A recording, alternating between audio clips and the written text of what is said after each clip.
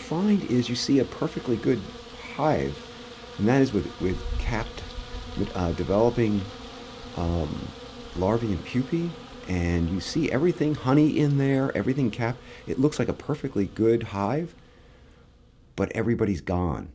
The queen might still be there, and there might be still a few workers, but everybody else is left. And the real biggest symptom is that we see the queen, and everything seems to be functioning, but there just isn't enough. There aren't enough workers there to maintain the colony as it originally was. The workers have gone away. They're left, most of them, and the colony is doomed. What is CCD? That's a really loaded question. We're still trying to figure that out. Basically, what we end up with is hives that have very few bees left in them. And I think probably the best guess at this point is it's a combination of stuff. My best guess would be at this point that there's a large pesticide component that we're not really familiar with yet as far as testing is concerned. And it is knocking down their immune systems, and then viruses and other things that would affect you or I, like a common cold, is actually taking the toll on the bees. And I think more and more scientists and the people at the USDA that are working on this realize that, colony health is fairly complex, but from the standpoint of the beekeeper, that doesn't really help them a lot. There are things that have changed subtly over a long period of time, and now we have colony collapse disorder, and the question is, what specific things are contributing to it? So, for example, increasing amounts of monoculture. The bees are moved onto these monocultures, and the bees collect pollen and nectar from these sources, but what have in the past been called weeds really are kind of alternative food sources for honeybees. And honeybees are polylactic. They need to feed from a lot of different flowers to get the vitamins and the amino acids they need out of the pollen. They can't survive on one particular plant. As monocultures have become more and more efficient, especially with, say, weed control or clean understory, it's really become kind of harder and harder for the bees. So there's a nutritional aspect to it. Nutrition, nutrition, nutrition. Last year there was a terrible drought in the middle section of the country where most of the bees are run during the summertime, and you have to do something. These are living things, and they have to eat, and if they don't have adequate nutrition, then they can't raise the requisite number of baby bees, so the hive goes into the fall in a very weakened state. The environment is playing a huge part in this nutrition deal. Our environment that's good for bees is just going away like crazy. As an example, the Yakima Valley used to be a great place to keep bees. All of the ditch banks and all of the roadsides just were rich with tall sweet clover. That's all dead now. They're killing everything with the chemicals, and so that environment has changed. One of my pet peeves is the noxious weed board. Boy, I hate those people because everything that's on their list is good for bees, and practically everything that's good for bees is on their list. So I think that's a great mistake. They just keep killing everything that is good for the bees' environment, and so. Finding places where your bees can make a living and make a crop is getting harder and harder and harder.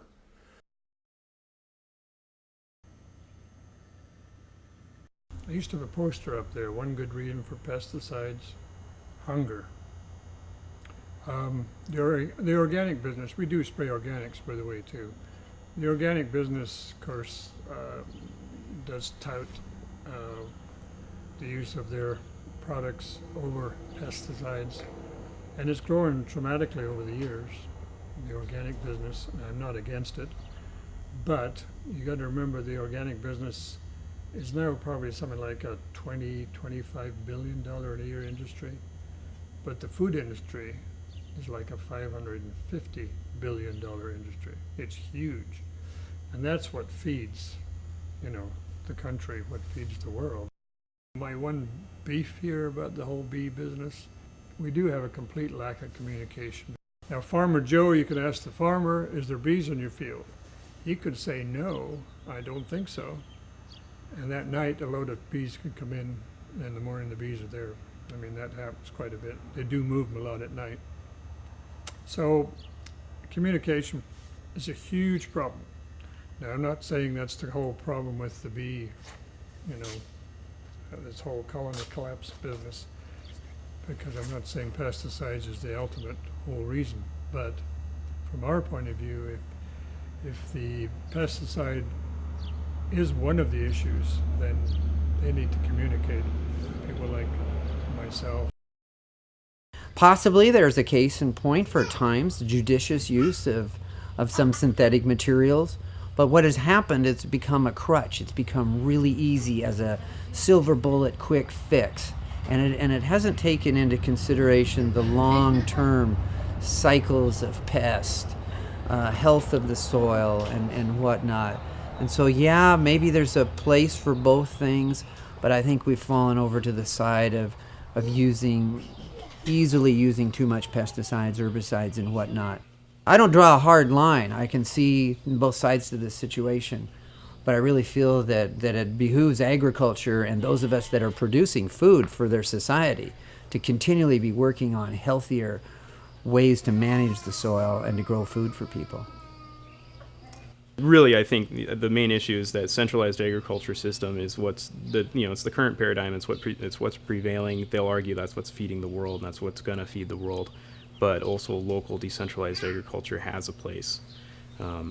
It can be overlooked, and they can let us fly under the radar, and that's fine. There's a lot of people out there that are fighting this fight, and they're going to keep going. They're not going to be deterred. So. It looks to me that honeybees are providing, they're showing the limits of where we can go.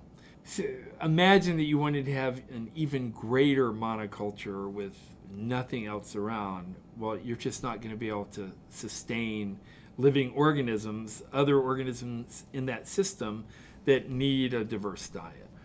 So in that sense, maybe it helps provide some pushback to how farming may in the future have to change a little bit to benefit pollinators.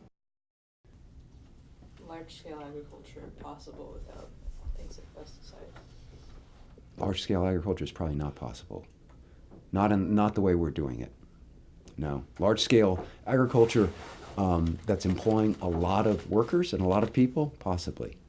Yeah, that could absolutely work. But if we're really doing large-scale agriculture and we're really looking at it from a perspective of using equipment and low labor levels, low labor costs, high industrial or high machinery inputs, no, we can't do it that way. But I have a problem with the concept of sustainability if you want to use it. When you're trying, especially when you're kind of compare it to somebody that's been farming in a industrial scale or even a chemical-based farming for many years, they're sustainable. They have been there for many years. My question is, what did it take for you to be sustainable? What did it take you to go from year 1 to year 2? What kind of inputs did you have to do? What impact did you have to have on the earth?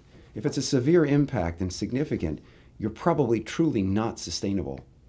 Not in terms of even a human scale. In terms of, a generational scale is what we should be looking at. I think a lot of people just cannot imagine that bees are ever going to die out and go away. They've always been there. Kids have always walked through apple orchards and seen bees or seen them in their mom's garden or whatever. And it's like saying, well, in 15 or 20 years, you're not going to hear a bird anymore. They just can't wrap their head around it. And they don't really understand that if this mechanism is no longer in place to pollinate, we're in dire straits. We're in real trouble.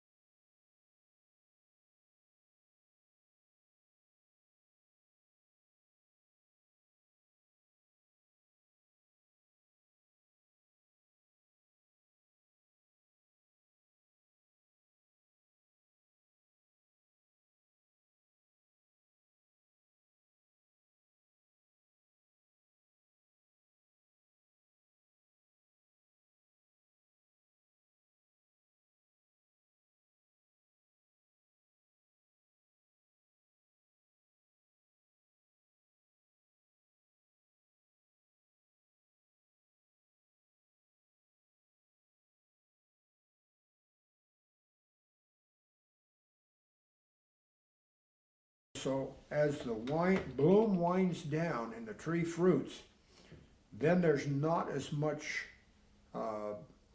availability for the bees. So this guy in this orchard removes his bees. And the bees that are still in the orchards all around sense that vacuum, and they leap on it, trying to establish that as part of their territory. So this orchard could have more bees in it right after you remove the hives than there was when the hives were there. And if he goes out there and puts 7 on during the day on the bloom, wow, he just devastates them.